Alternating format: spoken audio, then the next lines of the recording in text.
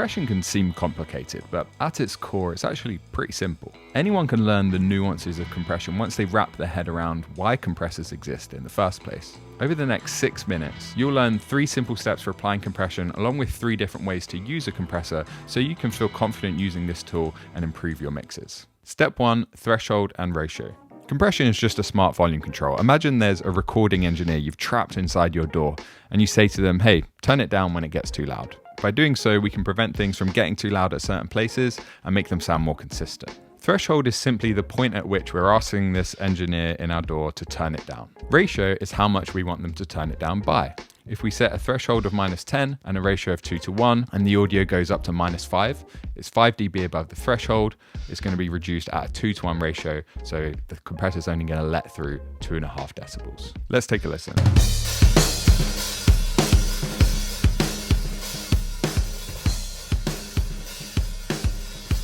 Notice it gets quieter because we're turning down the loud parts. So step 2 is to add makeup gain. Now that we're turning down those loud parts, we need to add gain to the overall signal, roughly equivalent to how much we're turning it down by to get back to the same level.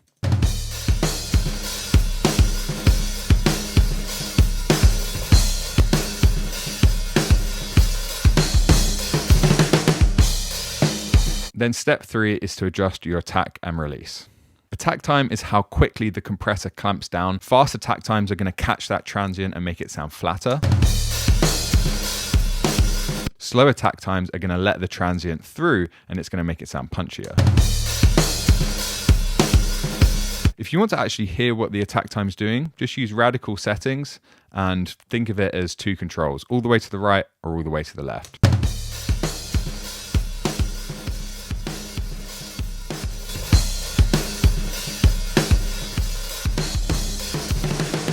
Then there's release time, which is how quickly the compressor relaxes after the audio goes above the threshold. Here's a fast release, and here's a slow release.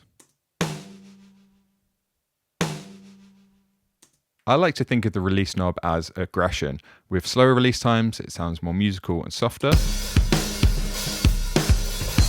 With fast release times, it just sounds more aggressive. Now for the 3 ways to use a compressor, and this is straight out of our mixing and mastering cheat sheet binder. If you want to get a digital copy for free, I'll leave a coupon code below. Method number 1 is to control the dynamic range of an instrument by only catching the louder peaks and taming those. So we can adjust our threshold so we're just catching the louder parts and then use a higher ratio, a faster attack and release to pull those back. I feel the truth hit hard, held it in so long, had a hard time knowing how to carry on, and now I'm struggling, cause the life I want. Method number 2 is to shape the sound of an instrument, and this time we're going to use a lower threshold, so we're constantly massaging the audio with a lower ratio and a slower attack and release. I feel the truth hit hard, held it in so long, had a hard time knowing how to carry on, and now I'm struggling. Method number 3 is to glue instruments together by putting compression on a instrument bus or the stereo bus of the mix. By processing everything together with compression, we give it the same dynamic treatment and it makes it sound more cohesive. For this, we're going to use slower attack, slower release, and then we can adjust the threshold to get the amount of compression we want. Got a feeling that I'll mess it up. Holy tears ravel down through my bloodstream. Advanced settings. Knee. This will give the compressor a curve so that it starts gradually compressing more and more as it gets further above the threshold and even a little bit below it. A hard knee will sound more aggressive and give you more control, whereas a soft knee will sound softer. Got a feeling that I'll mess it up. Holy tears ravel down through my bloodstream. Sidechain. You can use an internal or an external sidechain on most compressors. Using an external sidechain allows the compressor to be triggered by something else. For example, putting a compressor on the bass, sidechaining it to the kick drum so that when the kick comes in, it actually ducks the bass. But even when you have your compressor set to internal sidechain, you often have controls like high pass filter, low pass filter, and look ahead that allow you to adjust what the compressor is hearing. For example, with the high pass filter, we can adjust the compressor so that it doesn't actually hear the kick drum. Is it just too loud? Is it just too loud?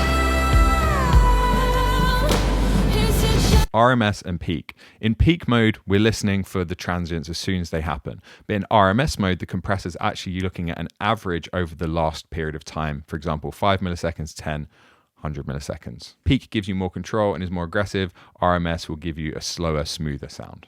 Feed forward and feedback. In feed forward mode, the recording engineer that's trapped in your compressor can only see the incoming signal. They see that the incoming level is too loud and they turn it down, but that's all they can see. In feedback mode, they actually see the output. So they see that it's too loud, they turn it down, and then they can self-correct. So if that audio is now below the threshold, they don't need to turn it down anymore. The practical implication of this is that feed forward is snappier, more responsive, whereas feedback tends to sound more musical, gooier, and is self-correcting in nature.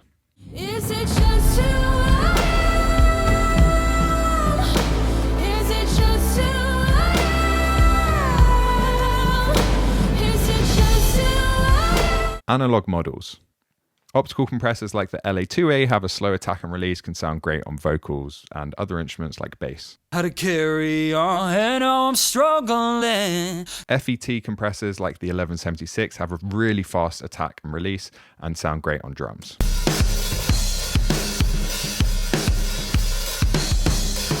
Vari-Mu compressors like the Fairchild on the Manley Vari-Mu have a slow attack and release. They sound great on mixes, vocals, and individual instruments. Is it just too loud?